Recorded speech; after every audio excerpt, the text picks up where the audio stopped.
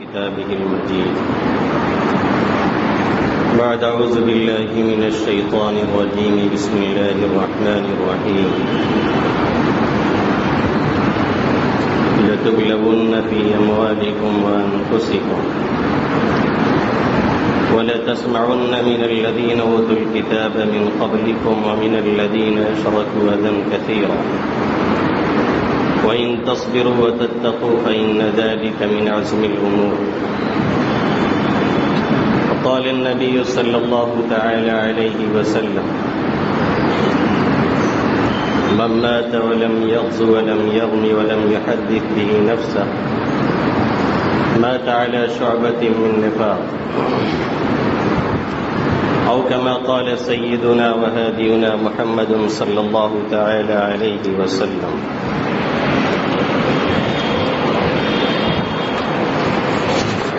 وطن کا ذرہ ذرہ ہے یہاں اس بات پر شاہد، وطن کا ذرہ ذرہ ہے یہاں اس بات پر شاہد، مدارس کے سکوت اس ملک کے جاباز غازی ہیں.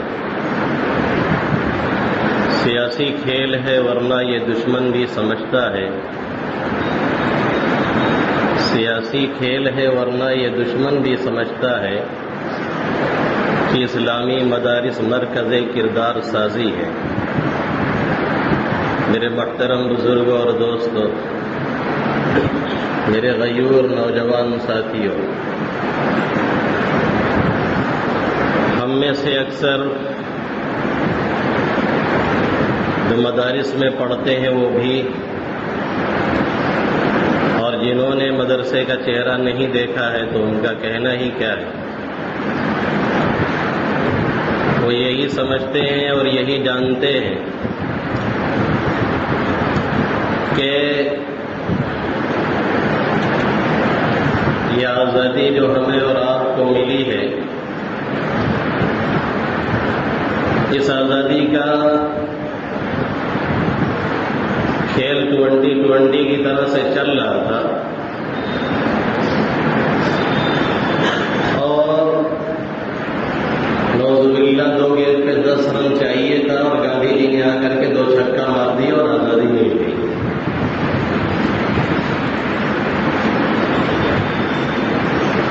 یہ حال ہے ہمارے نوجوانوں کا، اور یہ حال ہے ہمارے مدرسے میں پڑھے ہوئے بچوں کا. اکثر تو یہی معلوم ہے کہ مین رول اصل کسی نے پہلے کیا ہے اور مین کردار کسی نے ادا کیا ہے تو وہ گاندھی جی ہے. نعوذ باللہ من ذالک.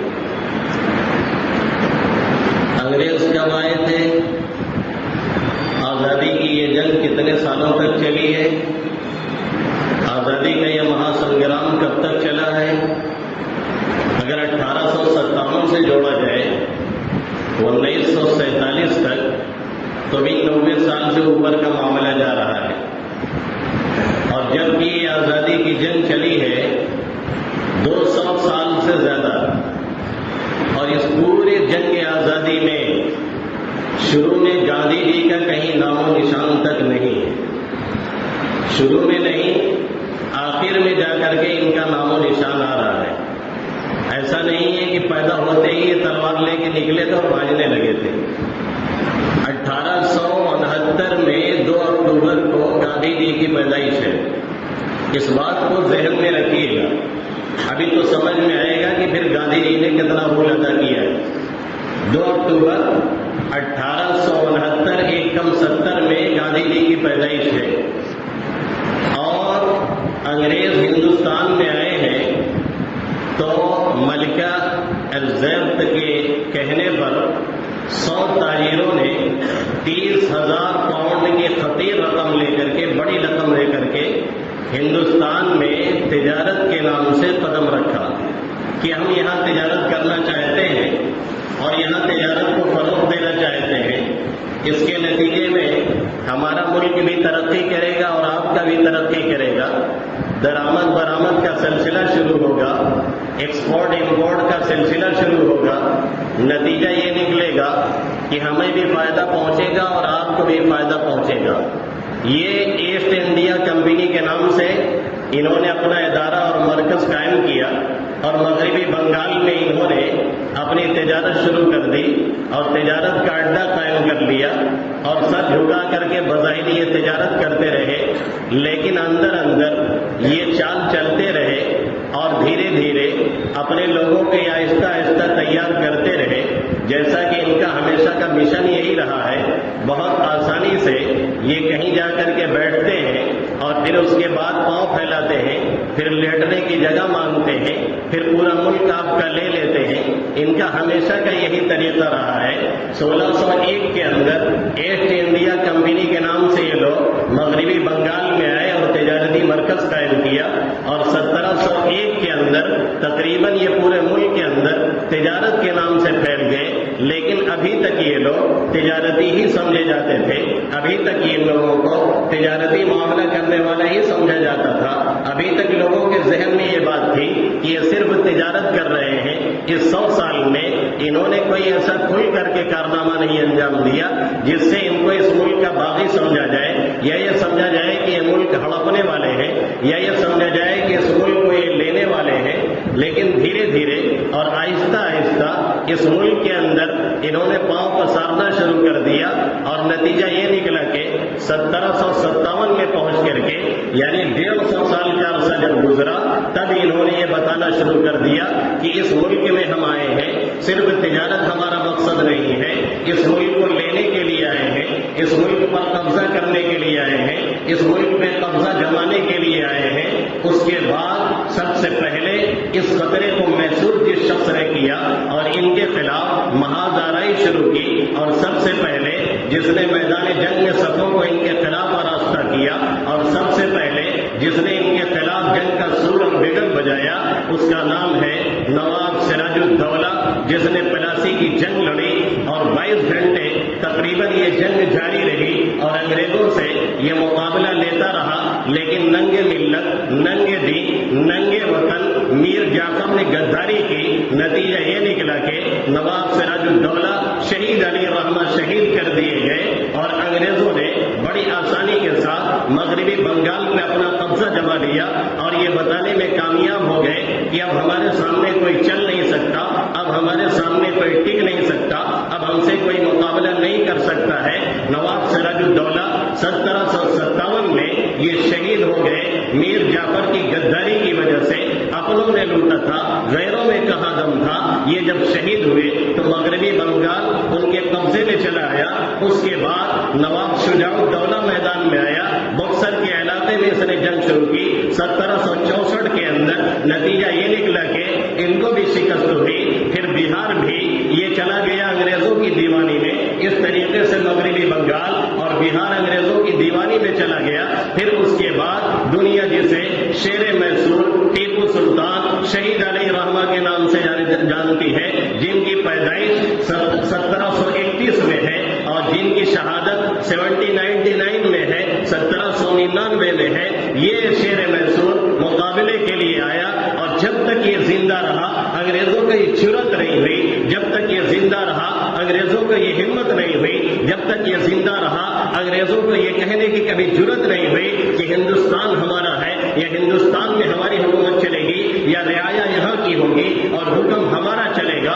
جب تک یہ شیر میسور رہا، وہ شیر میسور نہیں جسے آپ ڈائری پہ دیکھتے ہیں، وہ شیر میسور نہیں جسے آپ کتابوں میں دیکھتے ہیں، وہ شیر میسور نہیں جسے آپ اخباروں میں دیکھتے ہیں، وہ شیر میسور نہیں جسے آپ دیگر فوٹوؤں میں دیکھتے ہیں اور تصویروں میں دیکھتے ہیں، جس کی داڑھی صاف ہے، جس کے اوپر بڑی بڑی مونچھیں ہیں۔ یہ تو شاطرانہ یہاں کی حکومت ہے اور انگریزوں کی چال ہے، جو آپ کو یہ دکھانا چاہتا ہے کہ آپ کا قائد ایسا تھا، آپ کا رول ماڈل ایسا تھا، آپ کے قائد ایسے تھے، آپ بھی ایسے ہی بنیے۔ شیر میسور ایسا نہیں تھا۔ مولانا حسین احمد مدنی نور اللہ مرقدہ برد اللہ مرجع نے لکھا ہے، شیر میسور نے پوری زندگی کبھی داڑھی نہیں اڑائی، شیر میسور نے پوری زندگی کبھی تہجد کی نماز نہیں چھوڑی، شیر میسور نے کبھی عصر کی مستحب 4 رکعت جو عصر سے پہلے وہ بھی نہیں چھوڑی. شیر میسور نے کبھی غلط نگاہ کسی پر نہیں ڈالی.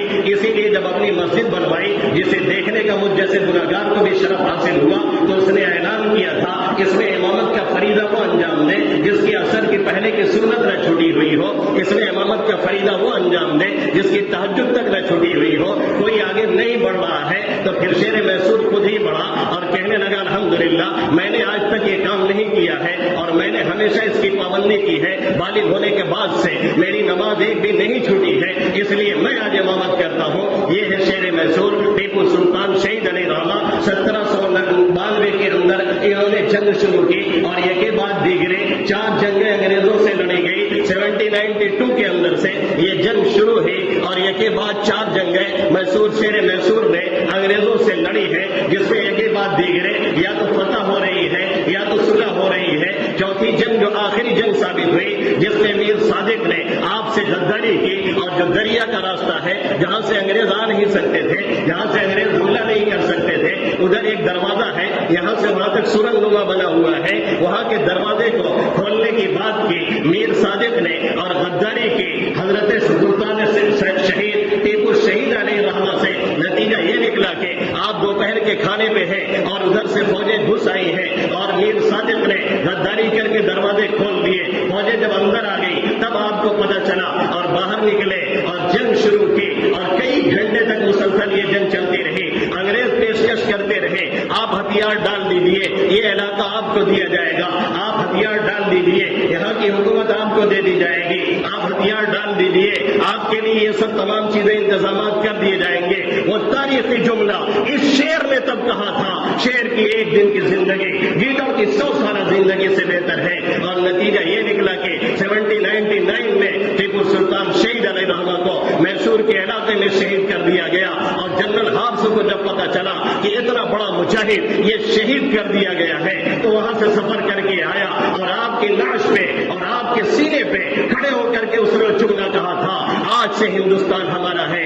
اب ہندوستان میں ہمارا کوئی مقابل نہیں ہے. یہ نتیجہ نکلا کہ حضرت ٹیپو سلطان شہید ہوئے, انگریزوں نے اعلان کر دیا اب ہندوستان ہمارا ہے, انگریزوں نے کہہ دیا اب حکومت ہماری ہے, انگریزوں نے کہہ دیا ہندوستانی ہے لیکن راج ہمارا چلے گا, سامراج ہمارا چلے گا, طاقت ہماری ہوگی, پاور ہمارا ہوگا, قوت ہماری ہوگی, حکومت ہماری ہوگی, کانسٹیٹیوشن ہمارا ہوگا, قوانین ہمارے نافذ ہوں گے, اب دوسرا کوئی ملک میں نہیں ہے.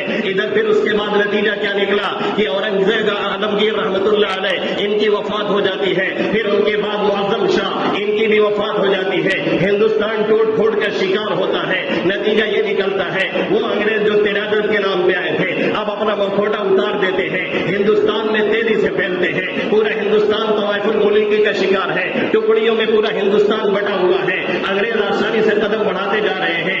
انگریز نے پانچلی پہ قبضہ کیا, انگریز نے بمرا پہ قبضہ کیا, انگریز نے سندھ پہ قبضہ کیا, انگریز نے اودھ پہ قبضہ کیا, انگریز نے بنگال پہ قبضہ کیا, انگریز نے بہار پہ قبضہ کیا, انگریز نے دہلی میں پہل پسانے شروع کیے. سب سے پہلے اس خطرے کو جس نے واقعتاً محسوس کیا شاہ ولی اللہ محدث دہلوی علیہ رحمہ ہندوستان میں سب سے پہلے درس حدیث کا باقاعدہ آغاز کیا ہے. مولانا طاہر مدنی سے درس حدیث حاصل کر کے آ کر کے ہندوستان میں حدیث کو رواج دیا ہے اور یہ بتلایا ہے منطق چھوڑو, حدیث کی کتابوں میں توجہ دو, قرآنی آیتوں پہ توجہ دو. سب سے پہلے اگر کسی نے ہندوستان کے اندر حدیث کا چرچا کیا ہے اور حدیث کو فروغ دیا ہے تو شاہ ولی اللہ محدث دہلوی علیہ رحمہ ہے. اسی لیے چاہے وہ مقلد ہو, چاہے غیر مقلد ہو, چاہے وہ حنفی ہو, چاہے وہ بریلوی ہو, چاہے مقلدین ہو, چاہے غیر مقلدین ہو, سب کی سند وہیں جا کر کے ملتی ہے. اگر کسی کی سند نہیں ملتی تو اس کی سند صحیح نہیں ہے. یہ شاہ ولی اللہ محدث دہلوی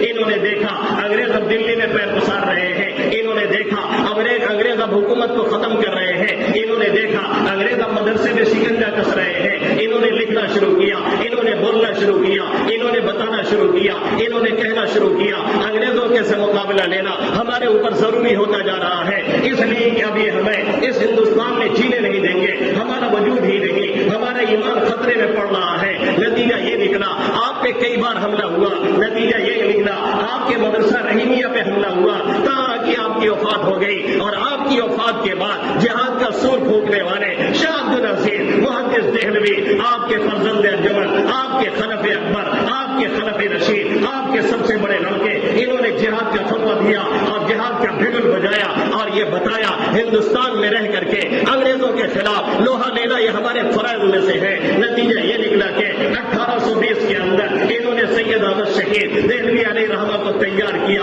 اور پوری فوج کو تیار کیا۔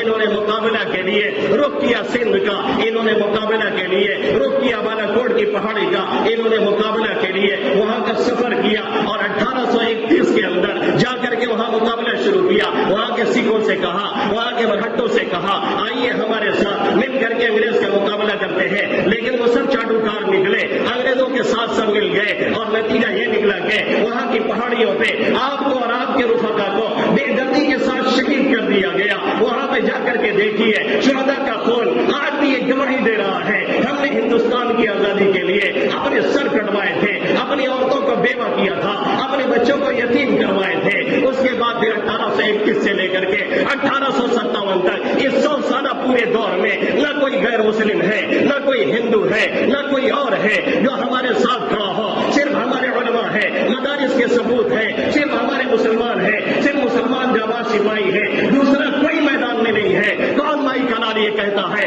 ہم نے اس ملک کو نہیں کچھ دیا ہے؟ کون مائی کا نام کہتا ہے ہم نے آزادی میں حصہ نہیں لیا ہے؟ کون مائی کا نام کہتا ہے ہم نے کچھ نہیں کیا ہے؟ ہمارے ہی دم سے اس کی زینت قائم ہے، ہمارے ہی دم سے اس کی رونق قائم ہے، ہمارے ہی دم سے یہ چمن آزاد ہوا ہے، ہمارے ہی دم سے اس چمن کو آزادی ملی ہے۔ کتنی بربادی مقدر تھی آبادی کے بعد، کیا بتائے کیا گزری ہم پہ آزادی کے بعد۔ ہم نے ہی اس چمن کے نادرزار کو کھینچ کر کے گلے گلزار بنایا تھا، ہمارے علماء نے گلے گلزار بنایا تھا۔ 1857 میں حافظ ضامن شہید، شاہ اسماعیل شہید، مولانا امداد اللہ مہاجر مکی رحمۃ اللہ علیہ، مولانا قاسم نانوتوی، جتنا دماغ چلتا تھا شاہوں کی طرف سے ان لوگوں نے مل کر کے انگریز کے خلاف متفقہ فیصلہ دیا۔ 2 محاذ بنائے گئے، ایک امبالہ کے محاذ پر اور ایک شاملی کے علاقے میں، اور انگریزوں سے جنگ شروع کی گئی، لیکن وسائل کی قلت کی وجہ سے، اپنوں کی غداری کی وجہ سے پھر بھی یہ جنگ ناکام ہوئی اور نتیجہ یہ نکلا حافظ ضامن شہید ہوئے، شاہ اسماعیل شہید ہوئے، مولانا مہاجر مکی کو زخم آیا، مولانا قاسم نانوتوی کو زخم آیا، پھر مولانا قاسم نانوتوی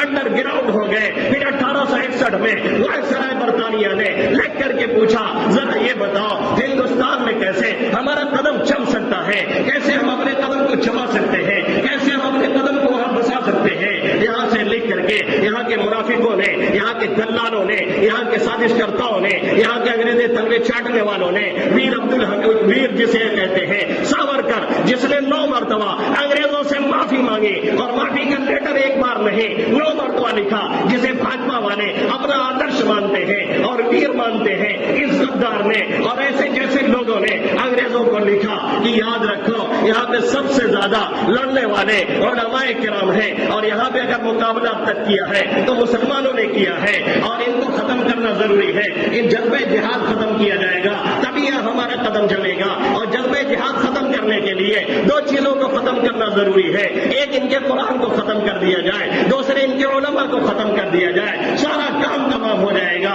نتیجہ یہ نکلا 1861 سے لے کر کے 1864 تک، 1861 سے لے کر کے 1864 تک صرف 3 سالوں میں 3 لاکھ ہمارے قرآن کریم کے دوستوں کو جلایا گیا، 3 لاکھ قرآن کریم کو جلا کر کے راکھ کر دیا گیا، اور تقریباً 52,000 51,000 علماء کرام کو شہید کیا گیا، پھانسی کے پھندے میں لٹکایا گیا۔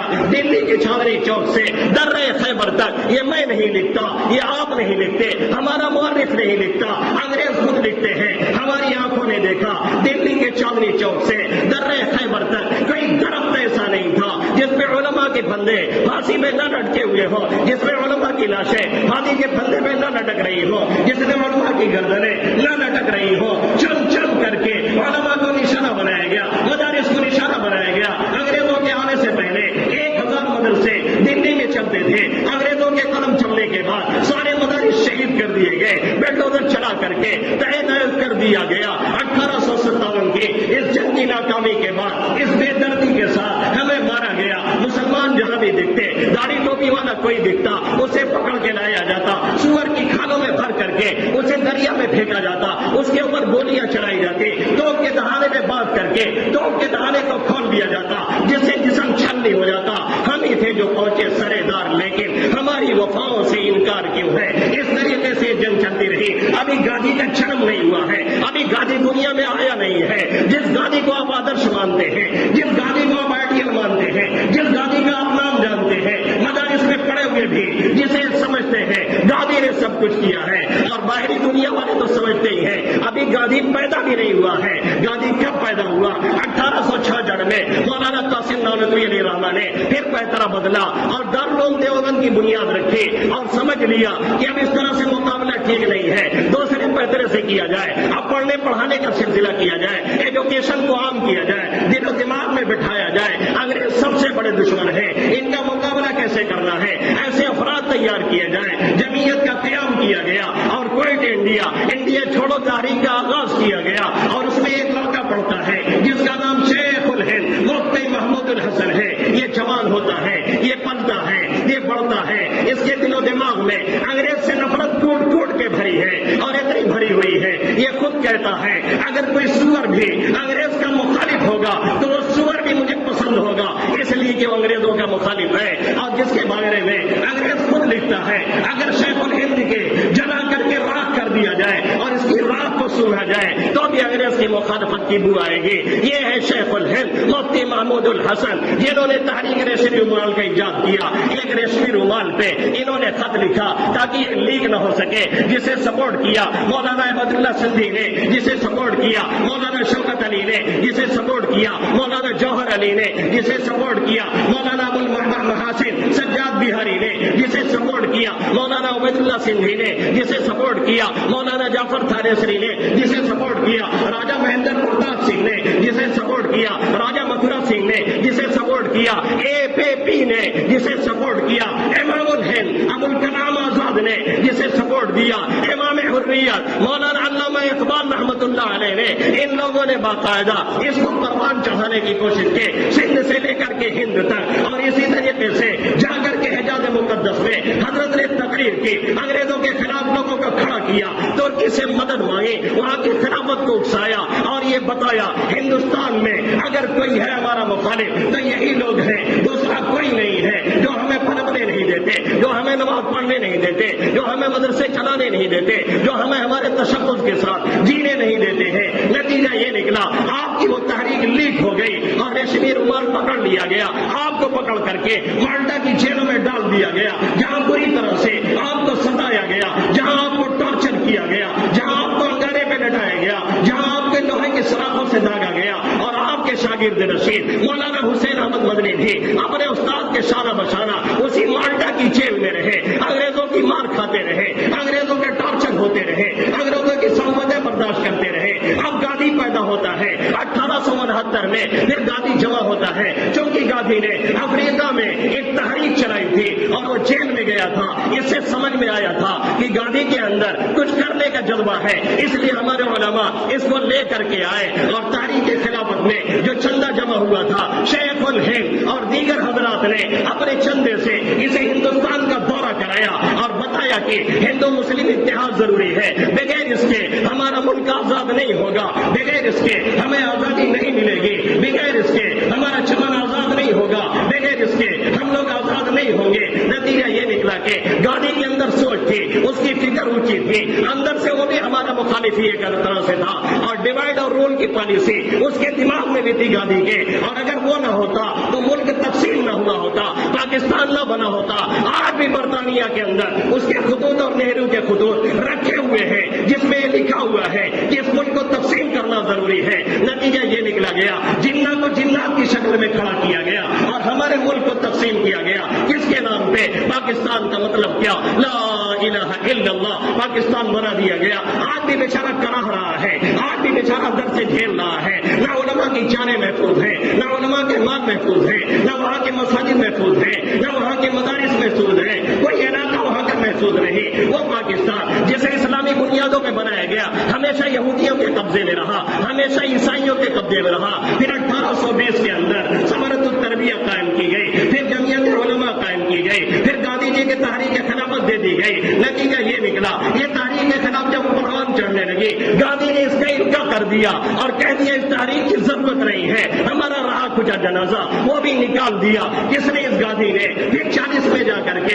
انڈیا چھوڑو بھارت تحریک پھر سے شروع کی گئی اور نتیجہ یہ نکلا کہ 1947 میں جا کر کے ہمارا یہ ملک آزاد ہوا. ہم نے اسے آزاد کرایا. وطن کا ذرہ ذرہ ہے یہاں اس بات پر شاہد مدارس کے سپود ملک کے جانباز غازی ہیں. سیاسی کھیل ہے ورنہ یہ دشمن بھی سمجھتا ہے. سیاسی کھیل ہے ورنہ یہ دشمن بھی سمجھتا ہے کہ اسلامی مدارس مرکز کردار سازی ہے. ہم نے سینچا ہے, ہم نے لہو دیا ہے, ہم نے پروان چڑھایا ہے. ہم نے 52,000 علماء کرام کو جام شہادت نوش کرتے ہوئے اس ملک کے اندر دیکھا ہے. ہم سے پوچھتے ہو ہم نے کیا دیا ہے؟ چلو پوچھیں تم سے, یہ دلی کی جامع مسجد جس کے باپ نے بنوائی ہے وہ بھی ہمارے خون سے رنگی ہوئی ہے اور گواہی دے رہی ہے. یہ چاندنی چوک پہ چلے جاؤ وہ بھی ہمارے خون کی گواہی دے گا. بالا کوٹ کی پہاڑیوں پہ جاؤ وہ بھی ہمارے علماء قرآن کے قربانیوں کی گواہی دے گا. تاج محل کی خوبصورتی کو دیکھو وہ بھی ہماری شان اور عظمت کی گواہی دے گا. لال قلعے اور قطب مینار کی بلندی کو دیکھو وہ بھی ہماری عظمت کی گواہی دے گا. لال قلعے کی فصیلوں پہ دوڑو وہ بھی بتائے گا ہم نے یہاں راج نہیں کیا تھا, ہم نے اس ملک کو سونے کی چڑیا بنایا تھا. بھگت سنگھ نے جب انگریزوں کے اوپر جا کر کے ان کے مرکز میں بم پھوڑا تھا تو اسے پکڑا گیا اور کہا گیا بھگت سنگھ تھے تو نے یہ بم کیوں چلایا تھا؟ اس نے کہا بہروں کو سنانے کے لیے تیز دھماکہ کرنا پڑتا ہے. پھر اس سے کہا گیا انگریزوں نے سوال کیا کہ کئی 100 سال سے حکومت مغلوں نے کی تب تم نے بغاوت نہیں کی. ہمارا 100 سال 200 سال نہیں گزرا, تم نے بغاوت کیوں شروع کر دی؟ بھگت سنگھ نے کیا کہا تھا؟ بھگت سنگھ نے کہا مغل آئے آ کر کے ہندوستان ہی میں رہ گئے, ہندوستان کو اپنا ملک سمجھا, اسے سجایا, اسے سنوارا, اسے بنایا, اسے پکوان چڑھایا, یہاں تک کہ یہ سونے کی چڑیا ہو گیا. تو ہم ان کی مخالفت کیوں کریں؟ اور تم لوگ آئے اسے چوز کر کے لے کر کے جانے لگے جیسے سوختہ سیاہی میں رکھا جاتا ہے یا پانی میں رکھا جاتا ہے. پورا پانی پوری سیاہی اس سوختہ میں چلا جاتا ہے. تم نے آ کر کے یہی کیا ہے تو ہم مخالفت کیوں نہ تمہاری کریں؟ اس طریقے سے ہمارا یہ ملک آزاد ہوا. پھر 2-2.5 سال میں اس کا کانسٹیٹیوشن تیار ہوا اور اس کا قانون تیار ہوا. نتیجہ یہ نکلا 1950 26 جنوری کو یہ قانون نافذ کیا گیا جس کی وجہ سے ہم 1950 میں 26 جنوری قوانین کے دن کو مناتے ہیں. اور آج 15 اگست انڈیپینڈنٹ ڈے یوم آزادی ہے. آزادی منائیں گے. 2-3 دن کے بعد ہندوستان کے صدر نے اور ہندوستان کے وزیر اعظم جو اس وقت ہمارے لیے اور آپ کے لیے سہانے روح بنا ہوا ہے, اس نے اعلان کیا ہے کہ ہر گھر ترنگا ہونا چاہیے. اس نے اعلان کیا ہے ہر شخص ڈی پی میں ترنگا لگائے. 13 سے لے کر کے 15 تک اس نے اعلان کیا ہے ہر شخص اپنی تصویر کے ساتھ اپنے پروفائل پہ ترنگا لگائے. اعلان بہت اچھا ہے, ہم اس کا خیر مقدم کرتے ہیں, ہم اس کا موسٹ ویلکم کرتے ہیں, ہم اس کا سواگت کرتے ہیں اور کرنا بھی چاہیے. بہت سے نادان, بہت سے بیوقوف, بہت سے جاہل یہ کہتے ہیں ملک ٹوٹے پھوٹے ہم سے کیا لینا دینا ہے. ارے بیوقوفوں تم کو خبر نہیں, ہمارے آبا و اجداد کی قربانیاں ہیں, ہمارے علماء کی قربانیاں ہیں. ہر 10 قدم پہ کہیں بھی ہندوستان کی مٹی کھودو گے ہمارے علماء کی کھوپڑیاں ملیں گی, مسلمانوں کی لاشوں کی ہڈیاں ملیں گی. کیسی بات کرتے ہو؟ جو ایک گھرودہ بناتا ہے وہ بھی اس کی حفاظت کی سوچتا ہے. یہ ملک ہم نے آزاد کروایا, ہم کیوں نہ سوچیں اس کی بقا کے لیے, ہم کیوں نہ سوچیں اسے بچانے کے لیے, ہم کیوں نہ سوچیں اسے پروان چڑھانے کے لیے, ہم کیوں نہ سوچیں اسے آزادی دلانے کے لیے, ہم کیوں نہ سوچیں قانون کا راج بنانے کے لیے, ہم کیوں نہ سوچیں ان ظالموں سے نجات کے لیے. یہ ہمارا فریضہ بنتا ہے. ٹھیک ہے آپ نے اعلان کیا ہے, ہم عمل کرنے کے لیے تیار ہیں, لیکن آپ کے دگگج اور آپ کے نیتا RSS کے بڑے اپنی ڈی پی بدلنے کے لیے تیار نہیں. ان لوگوں نے اب بھی بھگوا جھنڈا لگایا ہوا ہے اور اگر کہیں یہ جھنڈا لگاتے ہیں تو بھگوا اوپر ہوتا ہے, ترنگا نیچے ہوتا ہے. ترنگے کا یہ اپمان, یہ بے عزتی ہم برداشت کرنے والے نہیں ہیں. ملک ہمارا ہے, ہم نے قربانیاں دی ہیں. ملک ہمارا ہے, ہمارے پرکھوں نے قربانیاں دی ہیں. ملک ہمارا ہے, ہم نے اس کو کھینچا ہے, ہم نے اس کو سینچا ہے, اپنے لہو سے ہم نے اسے آزاد کیا ہے. آزادی تبھی ہے مودی جی جب ہم میں سے ہر شخص آزاد ہو. آزادی تبھی ہے جیسے کانوڑ یاترا نکلتی ہے, وہ روڈ پہ جہاں چاہتے ہیں اپنا کانوڑ ٹانگ دیتے ہیں اور وہاں پہ رک جاتے ہیں. ہم کو بھی ایسے ہی آزادی ملنی چاہیے روڈ پہ نماز پڑھنے کی, ہم کو بھی آزادی ملنی چاہیے لاؤڈ اسپیکر سے اذان دینے کی, ہم کو بھی آزادی ملنی چاہیے کہیں بھی 2 رکعت سجدہ کرنے کی, ہم کو بھی آزادی ملنی چاہیے. قانون میں جو حق ہمارا ہے وہی حق ہندوستان کے وزیر اعظم اور صدر مملکت کا ہے. جو حق ہمیں ملے گا وہی اسے ملے گا. یہ برتری اور یہ اونچ نیچ یہ ہمیں گوارا نہیں ہے. ہم نے کل اگر قربانیاں دی تھی آج بھی انہی کے مال اولاد ہیں. حافظ اسماعیل شہید, سید حامد شہید, مولانا سید احمد شہید, رائے بریلوی, مولانا قاسم نانوتوی, امداد اللہ مہاجر مکی, شاہ عبدالعزیز محدث دہلوی, راجہ مہندر پرتاپ سنگھ, راجہ امرناتھ سنگھ, اے پی پی جی, ہم انہی کے وارث ہیں. ہم یہ برداشت کرنے والے نہیں ہیں, یہ چلنے والا نہیں. اس ملک کے اندر برابری کیجیے, سب کو جتنا حق بنتا ہے اتنا حق دیجیے. اسی لیے 1.5 ہفتے پہلے آر بی آئی سابق گورنر رگھورن رام پرتاپ نے بیان کرتے ہوئے ایک کانگریس کے سمیلن میں اس نے کہا تھا اگر ہندوستان کے مسلمانوں کو نظر انداز کر دیا جائے اور قانون کی بالادستی نہ ہو, قانون کے اعتبار سے حق نہ دیا جائے اور پورے ہندوستان کے مسلمانوں کو سائڈ لگانے کی کوشش کی جائے, جیسا کہ لوگوں کے ذہنوں میں یہ بات بٹھائی جا رہی ہے اور سمجھایا جا رہا ہے کہ یہ ملک تبھی ترقی کرے گا جب ہندو راشٹر بنے گا, یہ ملک تبھی ترقی کرے گا جب کوئی ہندو قائد نکلے گا اور ہندوانہ رسم و ریت کے مطابق اس ملک کو چلائے گا تب ترقی کرے گا. اس نے کہا یہ بھول ہے, اگر ایسے ہی لے کر کے چلو گے ملک تباہ ہو جائے گا جیسے سری لنکا تباہ ہوا ہے. وہاں کے لوگ روڈ پہ ہیں, وہاں کے لوگ احتجاج کر رہے ہیں, روٹی نہیں مل رہی ہے, کھانا نہیں مل رہا ہے, کپڑا نہیں مل رہا ہے. ایسے ہی اگر ہماری 20 کروڑ کی آبادی کو نظر انداز کر دیا گیا اور یہ سمجھا گیا ملک ترقی کرے گا اور یہ سمجھا گیا ملک میں امن رہے گا اور یہ سمجھا گیا پیسفلی علاقہ رہے گا, یہ پاسبل ہے ہی نہیں. ہم نے کل بھی نہیں برداشت کیا تھا, ہم آج بھی برداشت کرنے والے نہیں ہیں. ہم انہی کے ثبوت ہیں جس نے جان تو دے دی, شان سے مرنا گوارا کیا, لیکن غلامی کی زندگی بسر کرنا گوارا نہیں کیا. اگر ہندوستان سے قوانین ختم کر دیے گئے جیسا کہ ان کا منصوبہ اور پلاننگ ہے 2024 میں, تو غلام ہندوستان میں رہنا میں تو کم سے کم پسند نہیں کروں گا.